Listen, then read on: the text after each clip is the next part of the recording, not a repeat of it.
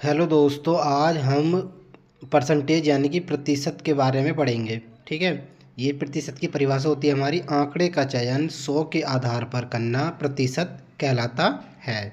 ठीक है। इसमें हमारे पास प्रश्न नंबर 1 है कि ए के पास 800 रुपये हैं जबकि बी के पास 1000 रुपये हैं, तो ए के पास बी की तुलना में कितना प्रतिशत है। ठीक है, इसे हल कर लेते हैं।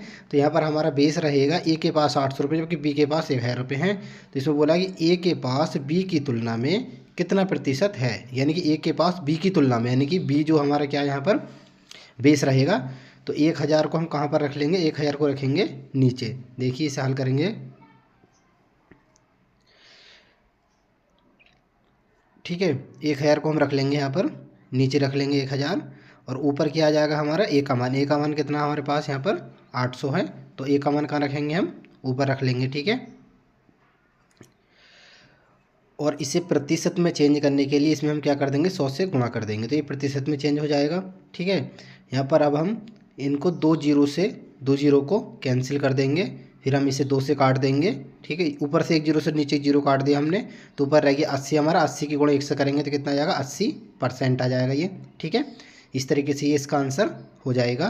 प्रश्न नंबर अब हम दूसरा देखते हैं। तो प्रश्न नंबर 2 में हमें दिया हुआ है कि एक्स के पास 750 रुपये हैं, बाई के पास 1200 रुपये हैं। बाई एक्स का कितना प्रतिशत है, इसमें हमसे पूछा है कि वाई एक्स का कितना प्रतिशत है। तो इसे हल कर लेते। इसमें हमारा बेस क्या रहेगा, यानी कि वाई एक्स का कितना प्रतिशत है। बाई पूछा हमसे एक्स का कितना प्रतिशत है। ठीक है, तो एक्स क्या रहेगा इसमें हमारा बेस रहेगा, यानी कि 750 क्या रहेगा इसमें, ये बेस इसका रहेगा। तो देखिए इसे हल कर लेते हैं हम। 750 को नीचे लिख लेंगे हम, और ऊपर कितना लिखेंगे हम, 1200।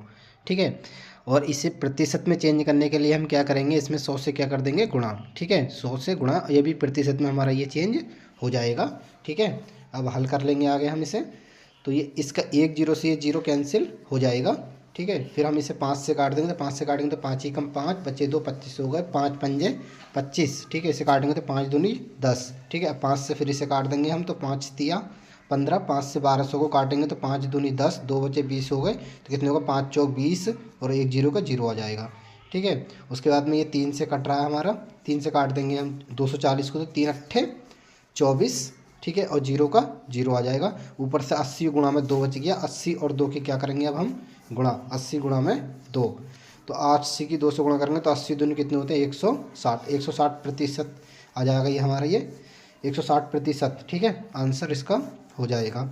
ठीक है, प्रतिशत में पूछा तो लिख देंगे प्रतिशत, हम 160 प्रतिशत का आंसर हो जाएगा ये। अब हम प्रश्न नंबर 3 देखते हैं। प्रश्न नंबर 3 में हमें दिया हुआ है कि ए के पास, ठीक है, ए के पास 800 रुपये हैं जबकि बी के पास 1000 रुपये हैं, तब बी के पास ए की तुलना में कितना प्रतिशत है। ठीक है, इसे हल कर लेते हैं। इसमें हमारा बेस क्या रहेगा, यानी कि ए के पास 800 जबकि बी के पास 1000 है, तब बी के पास ए की तुलना में, ए से तुलना की जा रही है, यानी कि ए का मान क्या रहेगा हमारे यहाँ पर, ए की तुलना में कितना प्रतिशत, बी के पास ए की तुलना में कितना प्रतिशत है। तो बेस यहाँ पर हमारा क्या हो जाएगा, बेस हो जाएगा यहाँ पर हमारा 800। ठीक है, और ऊपर कितना लिखेंगे हम, 1000। और इसे प्रतिशत में चेंज करने के लिए 100 से कर देंगे इसमें हम गुणा। ठीक है, तो ये प्रतिशत में चेंज हो जाएगा। अब ये 2 जीरो से ये 2 जीरो हमारे कैंसिल हो जाएंगे। 8 से हम 1000 को भाग देंगे तो 8 ही कम 8 होगा। यहाँ से 2 बचेंगे तो 20 हो जाएगा। 8 दूनी 16 होगा। ठीक है, और यहाँ से 4 बचेंगे तो 40 हो जाएगा। 8 पंजे 40 होगा। ठीक है, 8 पंजे 40, 5 आ जाएगा यहाँ पर ये हमारा।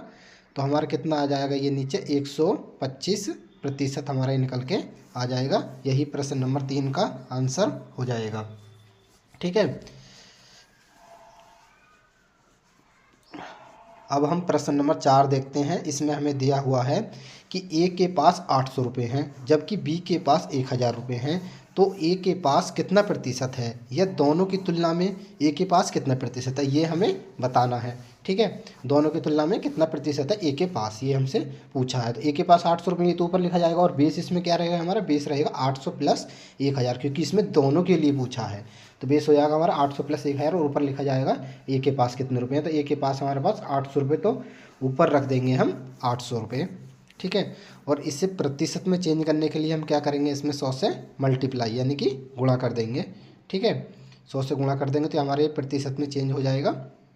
अब आगे हल कर लेंगे। तो 800 बटे में 800 और 1000 कितने हो जाएंगे हमारे 1800 हो जाएंगे। 1800 और इसके गुणा में क्या है हमारे पूरे के इसमें 100 है। ठीक है, 100 लिख देंगे।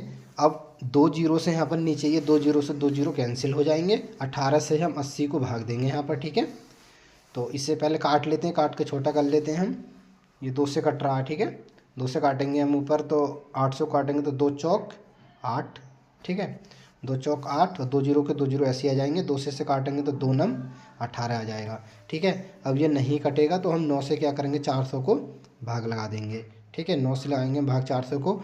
9 का पाड़ा 40 में को पड़ेंगे तो 9 चौक 36 4 बार जाएगा।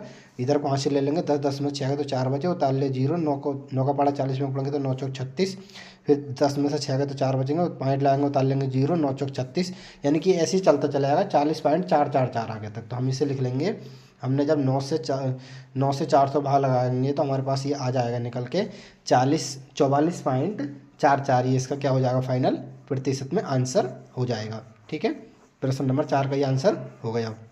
अब हम प्रश्न नंबर 5 को हल करते हैं। प्रश्न नंबर 5 में हमें दिया हुआ है कि ए के पास 800 रुपये हैं, जबकि बी के पास 1000 रुपये है। ठीक है, तो ए के पास बी की तुलना में कितना प्रतिशत है। ए के पास तुलना किससे की जा रही है, बी से।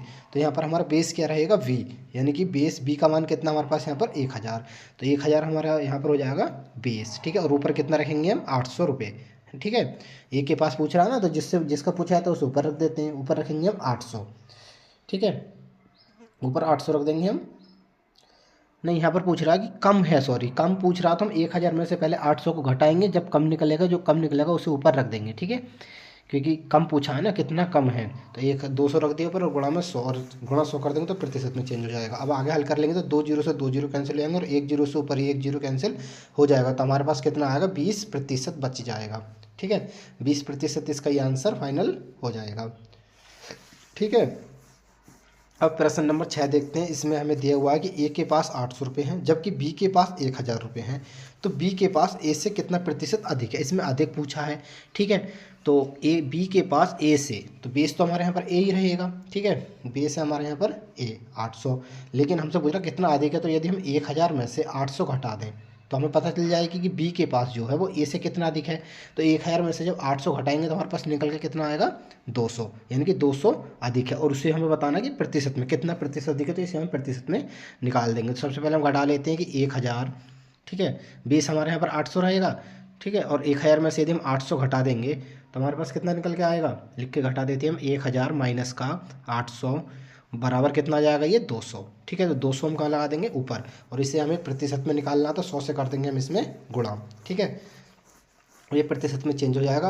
अब ये 2 जीरो से इसके 2 जीरो कैंसिल हो जाएंगे। 8 से हम 200 को भाग लगाएंगे तो 8 दूनी 16। ठीक है, बचे 4, 40 होगा, और 8 पंजे 40 होते हैं। ठीक है, 5 आ जाएगा, 8 पंजे 40, कितना निकल जाएगा फाइनल हमारा ये 25% इसका आंसर हो जाएगा। ठीक है, अगला प्रश्न देखते हैं हम। प्रश्न नंबर 7 देखते हैं। इसमें हमें दिया हुआ है कि x के पास 27 रुपये हैं, जबकि y के पास 54 रुपये हैं। तब y के पास x से कितना प्रतिशत अधिक है, हमसे ये पूछा है इसमें। ठीक है, कि यानी y के पास x से कितना प्रतिशत अधिक है। तो x तो हमारा बेस हो जाएगा, x से तुलना की जा रही है, तो x का मान कितना 27 है। अब इसमें पूछ रहा है कि जबकि y के पास 54 रुपये हैं, तो y के पास x से कितना प्रतिशत अधिक है। तो हम क्या करेंगे, 54 में से कितना घटा देंगे 27, यानी कि y के मान में से x का मान घटा के पता चल जाएगी हमारे पास कि y के पास कितना अधिक है। तो 27 में से 54 जाएगा तो हमारे पास बचेगा 27। अब हमें ये निकालना है प्रतिशत में, तो हम क्या करेंगे, बेस नीचे रखेंगे 27 और ऊपर भी कितना आएगा 27 ही आएगा। ठीक है, यानी कि 27 बटे में 27 लिखेंगे हम, और इसमें 27 बटे में 27 लिखने के बाद में इसे प्रतिशत में चेंज करना है, तो हम क्या कर देंगे, इसमें 100 से गुणा कर देंगे। ठीक है, अब ये 27 से 27 को भाग देंगे हम, तो कितना आ जाएगा, 27 से 27 भाग देंगे तो 1 आ जाएगा, और 1 की गुणा 100 से करेंगे तो कितना आएगा 100 आएगा, यानी कि 100% अधिक है। y के पास x से कितना प्रतिशत अधिक है, तो 100% अधिक है। इस तरीके से हमने प्रश्न नंबर 7 को भी हल कर लिया। ठीक है।